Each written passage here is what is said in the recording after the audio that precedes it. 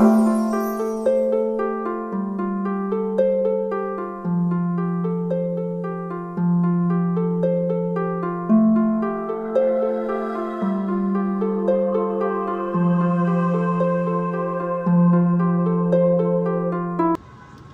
guys, welcome sa mong vlog. Karon adlaw atong isgutan ang atong mga personal nga kasinatian ug unsa atong nakatunan may tungod sa kaligon human sa linog. Magpabili tutok samtang atong ipambit ang atong mga istorya sa kusog ug paglaom. May adlaw sa tanan, ako di si Mark Gio Pinarihog. Akong isulti ang experience during the earthquake October 15, 2013 sa Bohol. Og ang akong experience sa tong time, ako ra isa sa balay ug natug ko ug natingala lang ko sa ang pagtug nay nagsinggit-singgit sa una ni dagan sa bahay. Ako man ning mga gagaw ila kong gipukaw, gibira ko nila dagdali og pagawas kay wala ko kay bawg unsa jay nahitabo, pero pagawas nako nagtingala ko kay naguyog-uyog nang among balay, nagduyan-duyan og ang yuta gatayog-tayog na og ang mga kahoy gasayaw-sayaw. Wala ko kay bawg tinuod ba ni nga linog o damgo ra ba ni kay gimura pa ko gialimungawan, pero paggawas na ko sa kalsada tingala lang ko og mga tao nang gitapok nang gihilak og mura nagsinggit-singgit og nangayog pasaylo sa Ginoo. Og nakatinga po ko, naka-feel po ko kahadlok kay abihan ko mao na kaingon ko sa Ginoo kanang Lord mao na ba ni katapusan sa kalibutan, pero nakauna-una po kog siguro pagsuway ra ni nato gipasuway ra sa Ginoo sa kalibutan ug unsa ta kaligion. O physically hago jud kayo paminawon kay paghuman sa after sa linog hago jud kayo hago kayong mga pangwa sa mga gamit nga tumpag ng mga balay, nagtinabangay man hinon pud may mga silingan namo, pero sa mentally na jud pud may bati og kadlok kay abi jud may mauna ug unsay mahitabo namo. Ug adto challenge jud kayo tong pangitabuha kay katong paghitabuha wa jud mi kay bawg unsay imong buhaton, walay tubig, walay kuryente, wala jud mi kay bawg unsa jud imong buhaton kay kila lisuran krisis jud kayo tong panahon na. Pero nakita na ko nga kami mga silingan, mga tao nagtinabangay man hinon pud mi o nara na mo na murag nagkahiusa mi tanan bisto mga nay kaaway-away na mo mga silingan murag nagkahiusa mi tanan. Og kadto siguro tanan mga pagsuway ra siguro puto sa Ginoo para kita magkahiusa. Ako di ay si John Brian Salar. Ang akong personal experience panahon sa linog kadto nga time 13 years old pa ko. Ug naa ako sa mang balay galuto sa kusina. Unya kalit lang nga galihok-lihok ang mga butang sulod sa kusina ug nakuyawan ko ug naibong ko ug na-realize na ko nga linog na diay ug ikabira na ko dayon na akong ulo ug nigawas ko sa amo ang panimalay ug nilingkod ko para dili ko malipong ug matumbasad. Dako na akong pasalamat kay dili kayo kusog ang akong nasinati nga linog dito sa amo Salite, pero nay part sa among balay nga na-damage gamay. Ang komunidad hintabang sa amoa sa pag-ayo sa naguba nga gibilin sa linog, pinaagi sa paghatag og donasyon. Ang akong experience nagpamatuod nga kung naay damage sa sakuna na nahitabo, dili ka ngay mahadlok ug magpaligon ka. Kaysa umaabot, naragyapoy mo tabang nimo para makarecover ka. Students, encourage ta mo nga mo share sad mo sa inyong experience sa 2013 Bohol earthquake, pero mas nindot kung adto mo mag-film sa area kung asa to ang na-damage ug karon na recover na. Ug maora to mga kahigala, daghang salamat. Mayong adlaw, ako si Frank Loren Sablay ug mao kini ang experience 11 years after sa 7.2 magnitude na linog niadtong October 15, 2013. Adlaw nga na di na ko malimtan, alas 7 sa buntag nagdigam sa balay unya timing walay klase atong October 15, 2013. Naganda mi sa among pamahaw, alas 8 nagtapo kami sa among pamilya para mangaon. Ug sa dihang padung mimungit sa among pagkaon, nakabati kami og uyog sa among balay. Naabi na og naay dakong dump truck nilabay og dihang nikusog ang pagtayog sa yuta. Dali mi panggawas sa balay og nanagan padung sa kalsada. Nakita naho ang mga dagway sa tao na sobra na nila kahadlok ug ako ni piyong lang ko o naghunaw na mauna ba niya ang katapusan. Paghuman og dayog nakita na ang mga tao nga grabe na lisang sa linog. Og dihang nanagan ng mga tao og ni sunod lang pud mi kay ang tubig sa dagat ni saka kuno. Nagpasalamat gyapon ko na okay ra ang pamilya ug wala ra naon sa among balay. Mao na di naho malimtan mga tugmi sa gawas mga onmi nga walay suga, walay tubig ug makaon. Mga pila pa kaadlaw buwan usa mi nakatulog og hinanok kay kada gabi magsigi man og aftershock mao sa daprin kalsada lang mi mga tug. In kaso walay may tabo namo sa among pamilya ug sa sulod mi. Kung balikan ang experience makaluya og hadlok apan nagpasalamat gyapon mi sa Ginoo. Wala mi pasagdi. Ako dahil si Christian Lord Baring ug karon akong isaysay ang akong experience nitong 7.2 nga linog diri sa Bohol bulan sa Oktubre 15 tuig 2013. Kasanatian panahon sa linog na ako sa balay uban akong pamilya pag-igo sa linog kusog kayo ang linog nga nangatagak ang mga gamit sa balay.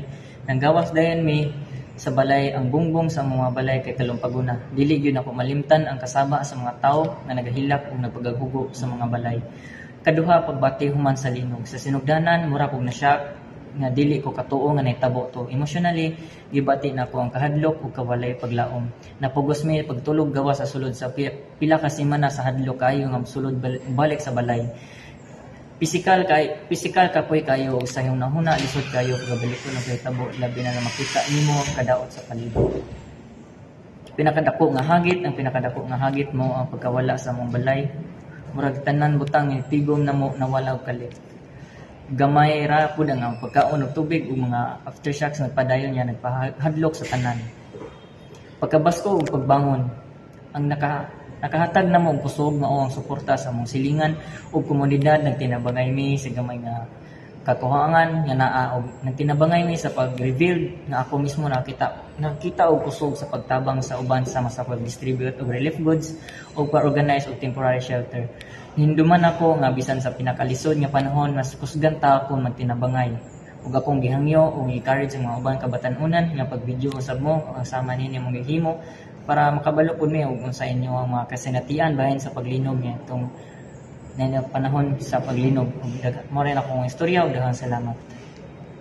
Mayong buntag sa tanan, ako dahil si Romney Tronueva. Akong isaysay karon ang akong nasinati panahon sa linog sa 2013. 7.2 magnitude. Atong adlaw dito ko sa balay sa akong igagaw. Nagtan-aw mi ato magtan-aw mi og kuan ning salida. Unya sa panahon nga wala pa magsugod ang salida nga among tan-aw no nagigda-higda ko sa lingkuranan. Simpik sa kananay patira sa ilang kwarto. Unya pagkataw niya na dito na ning kusog-kusog ang kusog nga linog. Unya pagbarog nako nahugmak dayon tong patir nga akong gisandig-sandigan. Emotionally gibati gid mi kagulat tungod kay sa pagtan-aw namo sa among mga balay nangalusno gyud. Unya physically gibati gid mi kakapoy tungod sa nakita namo sa among mga kaptangan nga nangaguba. Unya mentally sige ra gyud ko kuna-una atong panahon na og nganong niabot na nga trahedya. And ang dako nga challenge nga among giatubang is kung unsaon namo pagbalik og pabarog og palig-on sa among mga balay, mga gamit nga nangaguba sa panahon sa linog og among gibuhat para maka-recover mi is nagtinabangay mi sa among mga silingan nga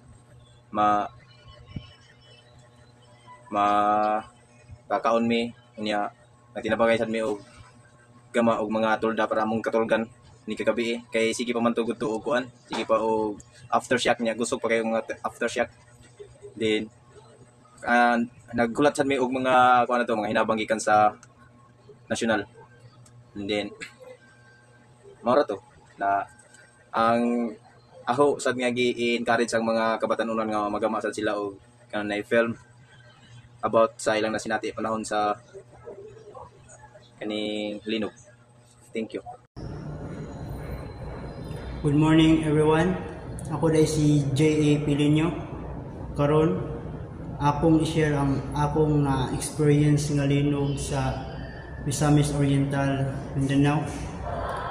Ang akong na experience nga linog sa amoa kay medyo hadlok tapos di ko kabalo kung sa akong buhaton kay na video na tarantan po ko ug ang ako po na una-unahan po ang akong mga pamilya kung okay ra ba sila o wala ba na nga itabo sa ila ug daghan po na nga daot po nga mga guba nga mga building dito sa lain lugar para sa Agusan o sa Butuan kaya dito magil ang main nga naigo sentro gid nga naigo og unta nga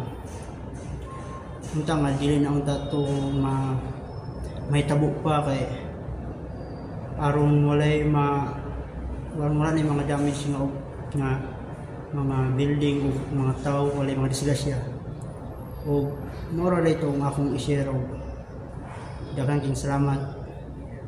Thank you. Karon compared experience sa Brazilians. So, mga kasinatian panahon sa linog. Sa kalig ng kurma ra gyapon sa kanilain nga mga kalimtang apan kaming tanan nakakaplag ug kaligon sa kalistanan. Discuss the similarities and differences. Samtang kaming tanan nag-atubang sa lain-laing mga hagit, ang among mga panaw sa kalikod nagpambit sa mga tumon nga mga team-up sama sa paglaom, suporta o determinasyon sa kasatansa ng mga kaugalingon. Reflect on what they collectively learned about overcoming challenges. Ang nakatunan nga kalikon dili lamang may tungod sa individual nga kalikon, apan may tungod usab sa pagsalig sa uban. Share any insights or advice for viewers on how to stay resilient during disaster. Pagpabilin nga konektado sa imong komunidad, pag-focus sa gagmay nga mga lakang sa unahan o ayaw pagkaubos ang gahom sa paglaom kaya ang kalikon mahitawag sa pag-uswag dili kalimpitan.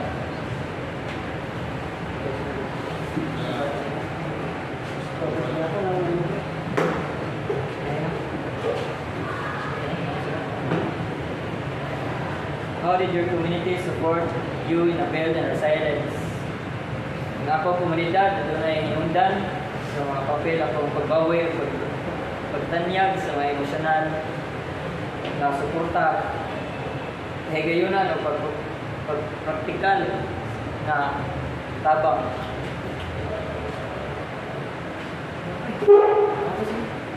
And what personal strategies work best for you in bouncing back? Ang pagpabilin na positibo, pag-focus sa akong unsa akong kontrol, pagpangita o suporta gikan sa mga minahan nga nakatabang kanako sa pagbangon. How can other learn from your experience? Ang uban magakaton sa mga kamahinungdanon sa pagpangita o tabang, pagpailog sa ilang mga kagalingon o pagdawat sa komunidad. Ang kalingon mutubo pinaagi sa koneksyon, pag-atiman sa kagalingon, usa ka pagtuo na ang pagkaayo posible bisan human sa lidanan. Amen. Sa dili pa na matapuson ang among vlog, magbilin mi og positive message para sa inyo ha. Nauna ang mga gutno sa nabuntog nimo mga kalisdanan. Ang imong kalingon o nagdala kanimo hangtod karon dawatan imong kusog ug padayon nga makabangon sa mga hagit bisan sa kalisod ng atong panaw. Pag-focus sa pag-atiman sa kaugalingon, nagpabilin nga konektado sa mga minahal kung magpabilin sa usa ka positibo nga pag-una-una, dawata ang matag hagit isip usa ka oportunidad sa pagtubo ug kanunay nga liuwi ang imong abilidad sa paglahutay. ang suporta sa komunidad hinungdanon sa panahon sa kalisod, pagsalig sa mga higala, pamilya o silingan, pantanyag, tanaban sa uban, mag-uban, nagmugna kita o kusog pag-ayo, o usa ka pagbati sa pagkasakop alang sa tanan. Okay. Hinumdumi, isang usap. Hinumdumi, isang usap ka lisod sa mga butang ng mabot kita sa kanunay mga kapadlang sa kabulihan sa pagsaka sa ibabaw. Suportahi ang usap-usap o pabilin na likon o magpadayon sa pagpadayon. Maura to.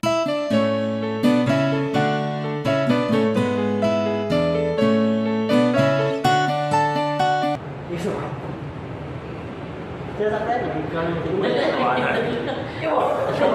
Larasan apa? Larasan apa? Ikaw apa? Punya larasan. Ya, boleh. Misalnya yang punya, khusus dari kebiasaan saja, kaman mo. Musuh nasi sablay, kan? Ikaw boleh saya, sampai istri ada sebuah akan